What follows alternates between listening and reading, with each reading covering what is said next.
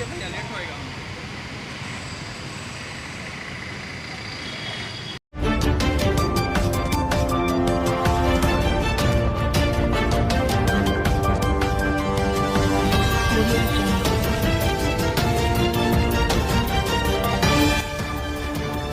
Current खबर। जी नमस्कार, आप देख रहे हैं करंट खबर और मैं हूं चंदन पाठक। अभी मैं मौजूद हूं राजभवन, झारखंड की राजधानी का राजभवन के सामने मैं खड़ा हूं और मैं यहां जानने की कोशिश करने आया हूं कि क्या है हलचल, क्या है ऐसा लिफाफा में जो राज्यपाल, महामहिम राज्यपाल ने अभी तक खोला नहीं है। खोलने के बाद क्या कुछ खबरें आती हैं, क्या सियासी हलचलें होती हैं, हम इन्हीं हलचलों के बारे में कुछ जानकारी लेना चाहेंगे। हमारे साथ जुड़ चुके हैं हमारे डॉक्टर धीरज जी हैं, जो करंट खबर के स्टेट हेड के दायित्व में इन्होंने पद संभाला है। हम इनसे जानने की कोशिश करेंगे क्या है वास्तु स्थिति, झारखंड की वास्तु स्थिति क्या है, राजनीति की वास्तु स्थिति क्या है। आज आपको बता दें कि सीएम आवास के अंदर में राजनीति का महागठबंधन की सरकार के सारे विधायक दल आज बैठक बुलाई गई थी, जिसमें से 4 से 5 विधायक नहीं पहुंच पाए थे। अब बैठक के बीच में क्या कुछ हुआ ये सब जानने की कोशिश करेंगे। हम सीधे बात करते हैं। सर, क्या है मामला? राजभवन के पास आप मौजूद हैं और हमारी टीम भी मौजूद है। क्या ऐसे क्या है बात यहाँ पर, जो लिफाफे में ऐसा क्या है जो अभी तक खुला नहीं है और खुलने के बाद क्या ऐसा संभावना है, वो बताएं। आपको बताएं, अभी दिन के लगभग 3:30 बजे हैं और आप बताएं कि गत दिनों एक जो वर्तमान मुख्यमंत्री हैं, सूबे में जो प्रतिनिधित्व कर रहे हैं, जो सूबे में जो महागठबंधन का शासन है, हेमंत सोरेन, और उनसे संबंधित एक खनन लीज आवंटन से संबंधित पूरा मामला था। और इस पूरे मामले को लेकर के सूबे की जो प्रमुख विपक्षी पार्टी है भारतीय जनता पार्टी, उसके सूबे के वरिष्ठ नेताओं ने राजभवन को शिकायत दर्ज कराया था। उन सारे शिकायतों को चुनाव आयोग को प्रेषित कर दी गई थी और चुनाव आयोग ने पूरे मामले पे संजीदा होकर के,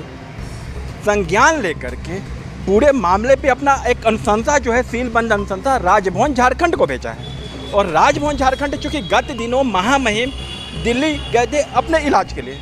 और कल ही दिल्ली से वापस लौटे हैं। और दिल्ली से जब वापस लौटे, एयरपोर्ट पे, जो बिरसा मुंडा एयरपोर्ट पे है, वहाँ पे मीडिया के साथियों ने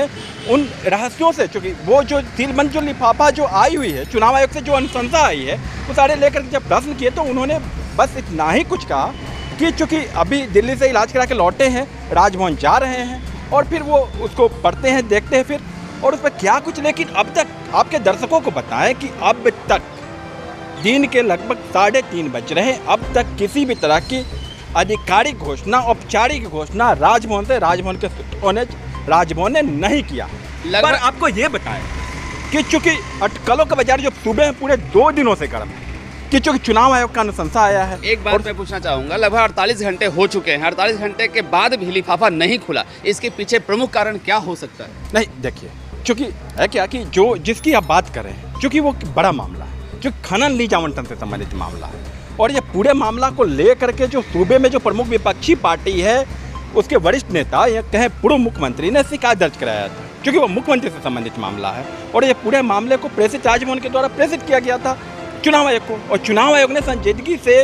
संज्ञान लेते उस पूरे मामले पे अपनी अनुशंसा राजभवन को भेजा है। और राजभवन चूँकि ये सारे जो मामला, चूँकि वैधानिक दृष्टिकोण से जो भी शिकायत है उसे वैधानिक दृष्टिकोण से निर्णय लेना होगा, क्योंकि वैधानिक दृष्टिकोण से स्वाभाविक है, जब चूँकि अपनी विधि परामर्शियों से एक लंबा पूरा प्रक्रिया, कानूनी प्रक्रिया है, उन कानूनी प्रक्रियाओं चूँकि जो भी निर्णय, जो भी फैसले होते हैं, उन सारे फैसले को सबको पता है कि चूँकि ये बड़ा मामला है, वो सारे मामले को हो सकता है भविष्य में कोर्ट में चैलेंज किया जाए इन सारे चीज़ को लेकर के। चूँकि है क्या कि वो सारा मामला चुनाव आयोग को था, चुनाव आयोग ने राजभवन को भेजा है, क्योंकि ये पूरा मामला मुख्यमंत्री से संबंधित मामला है, खनन लीज आवंटन से संबंधित मामला है। जो अटकलों का बाजार सूबे में पिछले जो आप कह पिछले 2 दिनों से जो अटकलों का बाजार गर्म है, कि चुनाव आयोग का जो अनुशंसा आया है, उस अनुशंसा को लेकर के अटकलों का बाजार गर्म है कि मुख्यमंत्री की सदस्यता जा सकती है उसमें। और इन्हीं सारे विषयों को लेकर के जो संभावित जो निर्णय आने वाले हैं, जो राजभवन से जो अनुशंसा आई है, उस पर जो खनन लीज आवंटन से संबंधित जो मामला है, क्योंकि ऑफिस ऑफ प्रॉफिट का पूरा मामला है, और उस पर क्या कुछ निर्णय आता है, जो क्या कुछ संभावित फैसले आते हैं, क्या कुछ संभावित निर्णय आता है, क्या कुछ आधिकारिक घोषणा होती है, क्या कुछ औपचारिक घोषणा राजभवन के द्वारा की जाती है, उसको लेकर के संभावित फैसले को लेकर के सूबे में जो वर्तमान में जो सरकार है, महागठबंधन की सरकार, जिसके मुखिया हेमंत सोरेन हैं, हेमंत सोरेन ने आज, अभी हम सब लोग मुख्यमंत्री आवास से थे और मुख्यमंत्री आवास में यूपीए के सारे थिंक टैंक, हम बताएं सारे थिंक टैंक पिछले 48 घंटों से कई दौर की बैठक हो चुकी है और कई दौर की बैठक हो चुकी है। पर अब आज हमने बात किया जो झारखंड के जो युवा विधायक हैं कुमार जयमंगल, जो पिछले गत दिनों लगातार सुर्खियों में थे, जो अपने ही पार्टी के कैश मामले में शिकायत केस दर्ज कराया था, उनसे जब हमने बात की उन्होंने भी साफ स्पष्ट तौर पे कुछ नहीं बताया, क्योंकि खनन लीज आवंटन से संबंधित मामला जब तक राजभवन का। पर क्या है कि राजनीति में अब देखें, कल भी हम लोग मुख्यमंत्री आवास में थे, मुख्यमंत्री आवास में जो पुलिसकर्मियों को लेकर के जो सूबे की सरकार ने एक निर्णय लिया हुआ है, जो 70,000 पुलिसकर्मियों के जो क्षतिपूर्ति अवकाश का जो निर्णय लिया, उस क्षतिपूर्ति अवकाश पे जो निर्णय ली गई है, पूर्व की बातें जिसको लागू किया गया, उसको लेकर के जो खुशी मनाते हुए जो सूबे के जो पुलिस संगठन के जो नेता हैं वो पहुंचे हुए थे, अबीर गुलाल लगाते हुए, ढोल नगाड़े के साथ, गाजे बाजे के साथ, मिठाई एक दूसरे को मिठाइयाँ खिला। मुख्यमंत्री भी अपने सहयोगी के साथ जो उस दौरान मौजूद थे, जो उनके एक वरिष्ठ सहयोगी चंपाई सोरेन जो सरकार में, सूबे की सरकार में मंत्री भी हैं, हफीजुल हसन, मिथिलेश ठाकुर, विनोद पांडे, आप ये जो राज्यसभा के सदस्य हैं महुआ माझी, सारे सभी लोग थे, उन सभी लोगों के साथ निकला और वो उनके जश्न में शरीक हुआ। लेकिन आपको ये कहें कि चूंकि वो जो अटकलों का बाजार गर्म है, उसको लेकर के उधेड़ बुन तो चल रही है। आज हमने बात किया शिल्पी नेहा तिर्की मांडर की विधायिका जो हैं वर्तमान निवर्तमान चुनी गई है, उन्होंने साफ स्पष्ट शब्दों में कहा है कि प्लान ए बी सी सब रेडी है, लेकिन बहुत सारे विधायकों ने प्लान बी की चर्चा करने से कतराए, किसी ने प्लान बी की चर्चा नहीं की। क्या हो सकता है वो प्लान बी सी? देखिए, राजनीतिक संभावनाओं का खेल है। अगर जैसा कि अटकलों का बाजार गर्म, उसको लेकर के किसी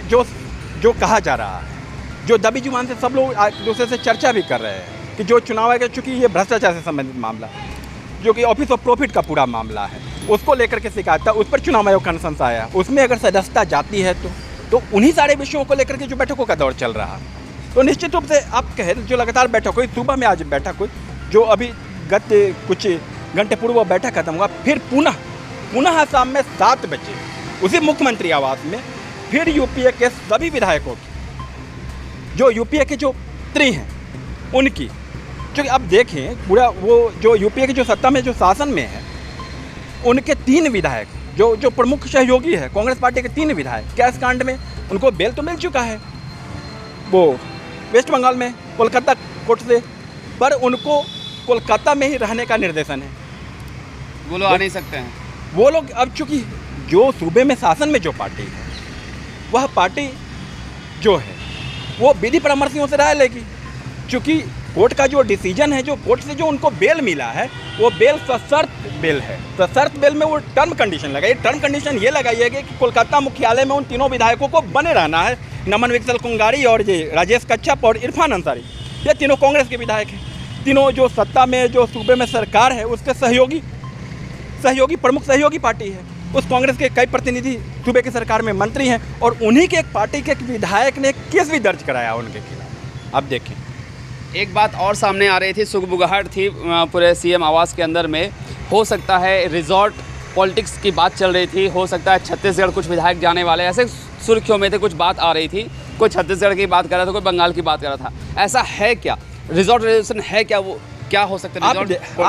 आप देखें सूबे में क्या देश में कई प्रांतों में जो राजनीतिक अस्थिरता का दौर आया, तो रिजॉर्ट पॉलिटिक्स तो चूँकि है क्या कि जो अपने जो सहयोगी विधायक है वो विधायक इंटैक्ट रहे, तो वो उनको लेकर के कहीं किसी दूसरे स्टेट में जहाँ पे वो सेफ महसूस करा सकें, मतलब वो खरीद बिक्री जो खरीद फरोख्त का जो ये है, वो उससे सुरक्षित उनको रखने के लिए, चूँकि वो उन सारी चीज़ों को लेकर के ये। लेकिन ये जो आप बोल रहे हैं, ये जो इन चीज़ों को बल क्यों मिला है और इन चीज़ों को लेकर के अटकलें क्यों प्रारंभ हुई है, क्योंकि इन चीज़ों को लेकर के अटकलें ये प्रारंभ हुई है कि सूबे में भारतीय जनता पार्टी के एक सांसद हैं निशिकांत दुबे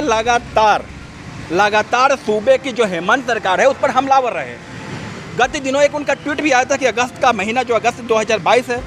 में कुछ हो सकता है, कुछ बड़ा हो। साथ ही आज उनके ट्वीट देख रहे थे कि जो सूबे की जो प्रमुख सत्ताधारी पार्टी है उसके कुछ विधायक छत्तीसगढ़ में किसी जगह शायद वो शिफ्ट कराने की बातचीत चल रही है। तो अब क्या कुछ निकल कर आता है, क्योंकि अब देखिए, आप अपने दर्शकों को बताएं कि जो अब तक की जो सियासी घटनाक्रम है, झारखंड प्रदेश की जो सियासी घटनाक्रम है,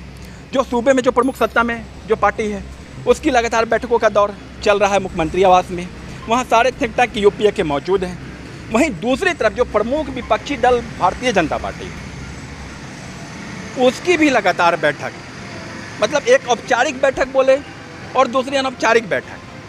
वो दोनों चल रहे हैं और लगातार बैठक चल रहा है। बैठकों का दौर लगातार चल रहा है कि अगर क्या कुछ निर्णय राजभवन का, तब सब कुछ सारा निगाह टिका हुआ है पक्ष का और विपक्ष का ये राजभवन के ऊपर। राजभवन से क्या कुछ निर्णय, जो अनुशंसा जो आया है, चुनाव आयोग का जो अनुशंसा आया है, उस अनुशंसा को लेकर के क्या कुछ निर्णय आता है, उसको लेकर के स्वाभाविक है जो सत्तारूढ़ पार्टी है वो जो संभावित जो फैसला है खनन लीज आवंटन से संबंधित, जो मुख्यमंत्री का जो सदस्यता जाने को लेकर के जो अटकलों का बाजार गर्म है, उस पर फैसला आना है, उस पर निर्णय आना है। तो स्वाभाविक तौर पे है अपनी रणनीति पक्ष भी बना रही है और वहीं दूसरी तरफ विपक्ष भी अपनी रणनीति बना रही है। जैसा कि आपने देखा कि राजनीति बहुत ही चरम सीमा पर पहुंची है। झारखंड राजनीति बहुत ही चरम सीमा पर पहुंची हुई है। बाजार बहुत गर्म है। अब आने वाला समय बता सकता है कि क्या कुछ संभावनाएं दिखेंगी। महामहिम राज्यपाल का जब तक लिफाफा नहीं खुलता है, यानी इसको कह सकते हैं अलादीन का चिराग जब तक नहीं खुलेगा तब तक कुछ सामने नहीं आ सकता है। खैर कोई बात नहीं, आगे खबरों के लिए हम दिखाते रहेंगे आपको। बने रहे हमारे साथ करंट खबर में। मैं हूँ चंदन पाठक।